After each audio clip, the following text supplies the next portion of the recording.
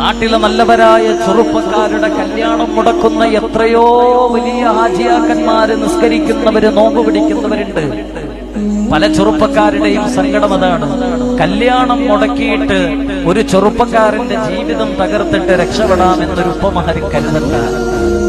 ആ ചെറുപ്പക്കാരൻ അവന് വിവേകമില്ലാത്ത സമയത്ത് എന്തെങ്കിലും ഏതോ ഒന്ന് ചെയ്തു പോയതിന്റെ പേരിൽ അവന്റെ കല്യാണം മുടക്കാൻ വേണ്ടി മാത്രം കച്ചകെട്ടി നാട്ടിലോട്ടിറങ്ങുന്ന ഒരുപാട് ഉപ്പമാരുള്ള കാലമാണ്.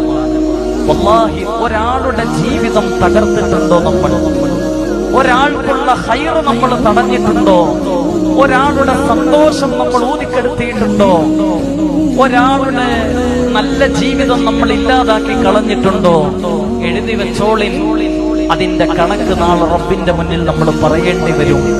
ആരെയൊക്കെ കുറിച്ച് നമ്മൾ അപരാധം പറഞ്ഞിട്ടുണ്ടോ അവർക്കൊക്കെയും നമ്മുടെ നന്മകൾ എടുത്ത് അല്ലാഹു കൊടുക്കും. അല്ലാഹു കാക്കുമാറാവട്ടെ, അല്ലാഹു കാക്കുമാറാവട്ടെ.